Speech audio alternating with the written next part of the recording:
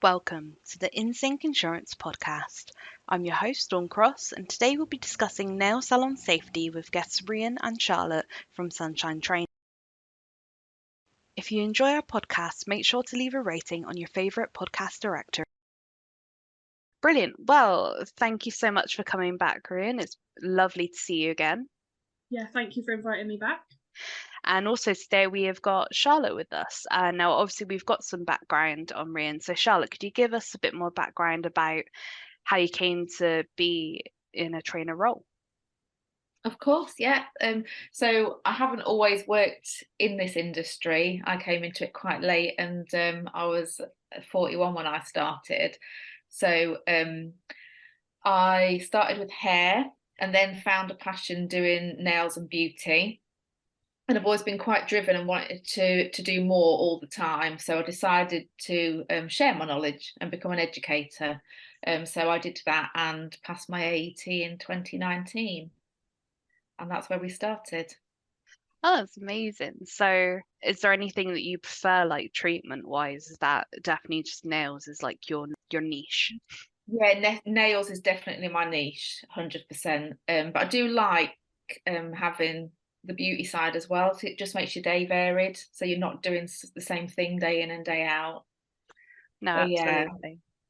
So, our topic today is we wanted to talk more about kind of chemical usage in salons, because obviously a lot of people, when they go through the training, they get taught how to be careful about chemicals, but I feel like maybe sometimes you need a refresher, or even just to think about the longer lasting effects, or even just down to, if you've got an asthmatic staff member, for example, Yeah. how we can best tackle it. So, my first question is, what are the most common chemicals used in beauty salons, especially within nail salons?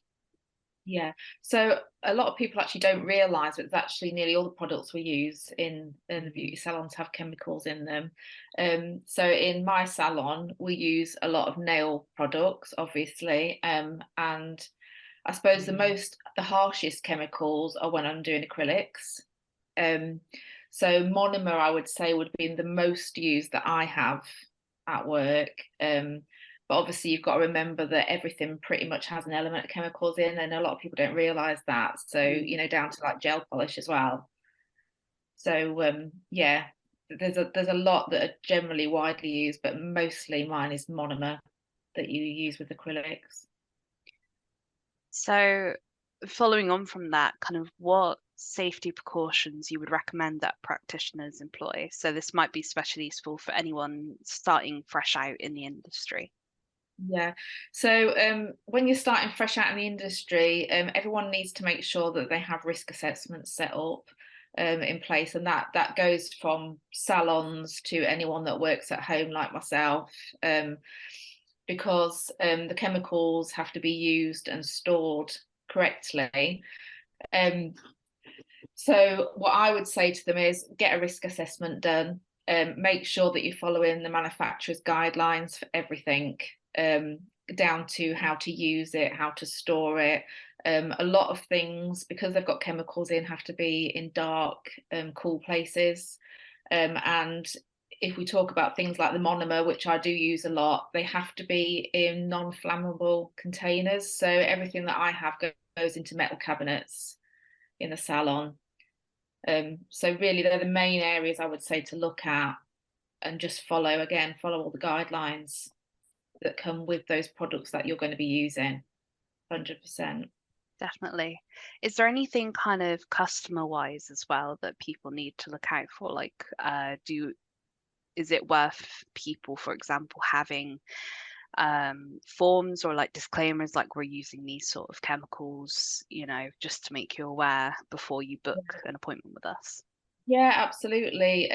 Obviously, when a client gets in touch, they need to know the process of what they're actually booking, and not everybody does, and they don't realise that there's chemicals involved in things. So, obviously, if it's something that isn't nail related, it's a skin-based product, then obviously they're going to need skin tests and things like that, and they'll have to sign to say that they've actually had them done.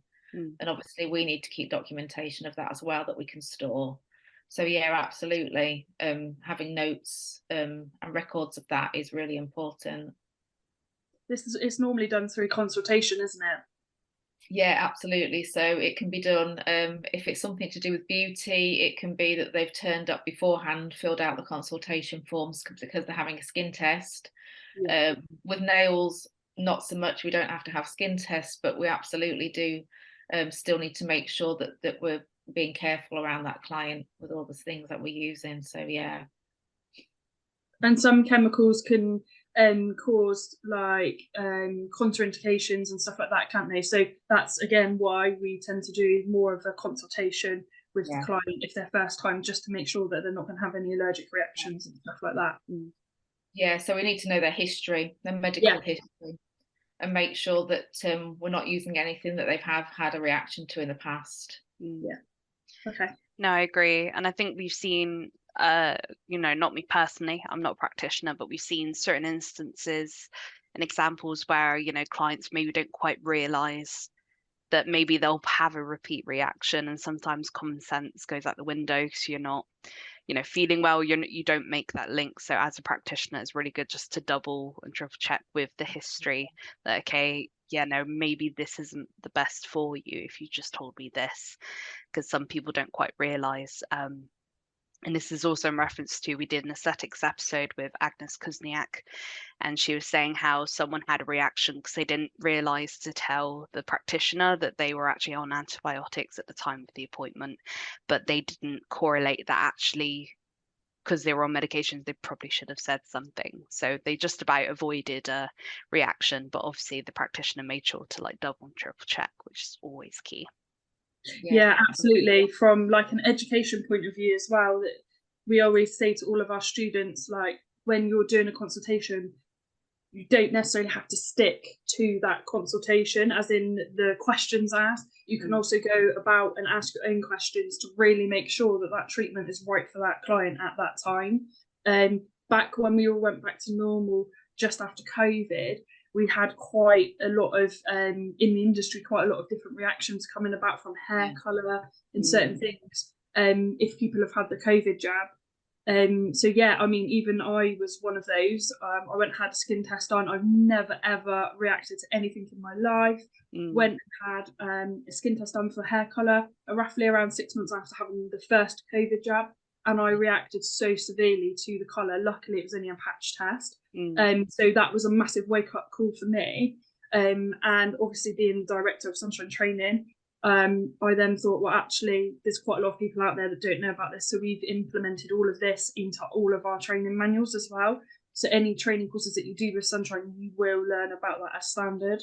And as everything that Charlotte's already mentioned beforehand, we go over all of this anyway within all your training as standard. So yeah, it's just really important, really. Yeah, I agree. No, it's absolutely marvelous, and as well that you've incorporated your own experience into almost like an extra safety standard you want everyone to start checking through, especially with, not everyone not knowing how the full term effects of the COVID jabs, just because, it's still fresh and new, the whole situation. It's really good to kind of look at that because it has changed stuff in certain people's bodies, or they've developed an allergy to a fruit as well or something. It's caused a lot more sensitivity, I've noticed as well in clients.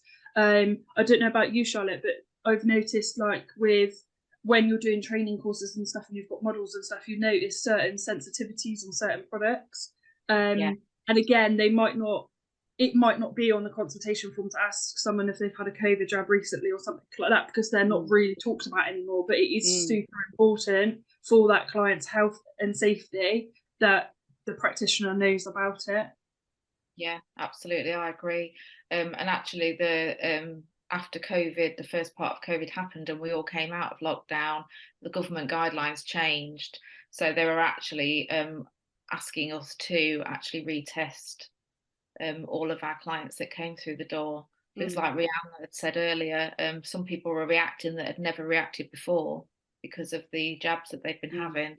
So it's always a good idea. And obviously we should be retesting them after a certain amount of months anyway. Yeah, it's normally around 6 months or the manufacturer's guidelines, but also as another thing, again, a lot of practitioners don't know, they tend to go off manufacturer's instructions or just say like 6 months, but also check with your insurance company, because I know a lot of insurance companies have got really hot on this recently, especially since COVID. And there's been quite a few different claims where the clients have come back or whatever and they haven't been correctly tested, or they've not followed the guidelines when testing, they've not done it correctly, and then it's caused a bit of trouble. So just always make sure that you're checking your manufacturer's guidelines, how to correctly do the patch test, and also check with your insurance company, because they might be different to the manufacturer's instructions. No, that's definitely key. I wanted to follow up with a question, if I may. So you were saying about how you implemented that new training aspect, or in like your safety manuals. Could you give me a little bit of insight of like other safety bits that you do through your training courses to ensure that students are well prepared when starting to use products in the outside world? Yeah, absolutely. So how Sunshine Training is kind of structured. So every single course that you take through Sunshine Training has 4 parts to each manual. So just a quick overview. Parts 1 and parts 2 are related to the treatment. And then parts 3 and parts 4 are generic parts. So they have the exact same parts in every single manual. And they are like what we were just talking about, following the manufacturers and guidelines. So parts 3 is all about health and safety. I believe there's 13 different pages on different different what's the word? Yeah, different kind of health and safety sort of related acts.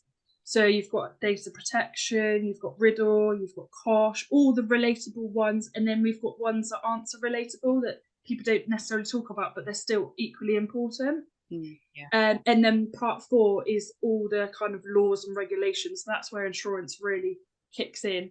And we have got quite a hefty write-up about insurance and the different insurances you can get. So when our students take a course, they already kind of get the background knowledge on what they need insurance-wise, because again, that's a massive taboo subject, where a student can just go hit a link and get insurance and they think they're insured for everything they've got. That's not necessarily true. You need to kind of have a background knowledge on what actually insurance you need. So if you've got a salon, you need different insurance if you're mobile and if you're salon based and stuff like that. So yeah, absolutely.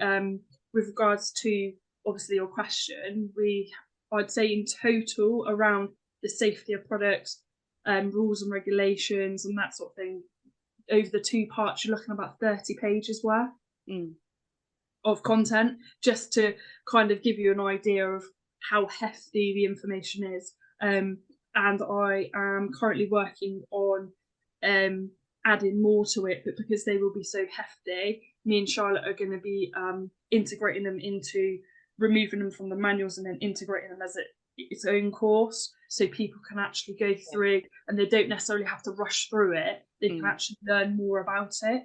Because I do think that those parts are, although they can be deemed as boring, they are extremely important to our industry. So we're going to be, so in the next 6 months, 6 to 9 months, they'll be completely revamped and updated, and loads more information will be going in there. I've already got the stuff, I just need to implement it now.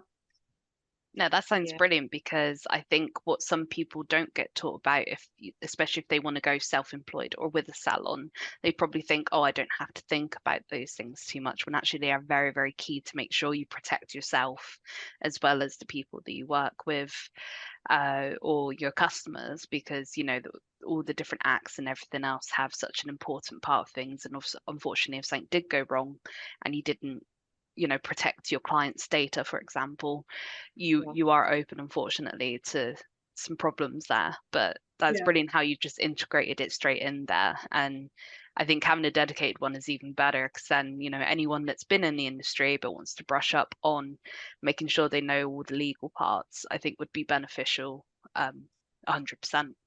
Yeah, so that's part of why we were going to do it as a standalone thing, but also I think shorter term, if there are anyone listening and they've been in the industry a while and they actually think, I would like to brush up on all the different acts, then I will release a kind of like an online course, which is all theory based, and that will go on an online platform.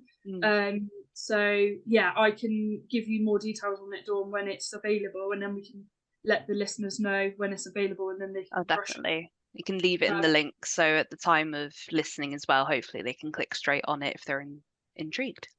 Yeah, absolutely. It's all about making the industry better and ensuring that the people that are qualified in the industry know what they need to know, and not just the bare basics, because that's not going to get you anywhere in the industry anymore. Especially as regulations and stuff are coming out, it's really important that you know exactly what you're doing. Oh, definitely. So circling back to Charlotte, I have one more question for you.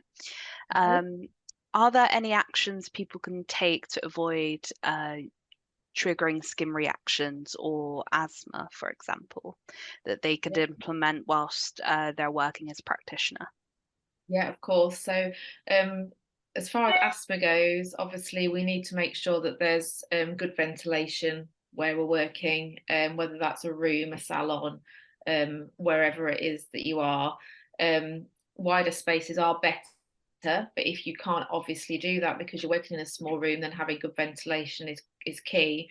Whether that means opening windows, using extraction systems, and also, you know, if you feel that still face masks can be used, because obviously it's not just COVID that we've initialized face masks because of that, but actually quite a lot of us have continued using them for different things. So if your client is somebody that's asthmatic, I do actually have some that are asthmatic or are prone to infections, chest infections and things like that. So, you know, if there's any doubt, your clients can actually wear face masks still as well. And a lot of people don't realize that that's something we can continue on with, really. They just think of it with COVID.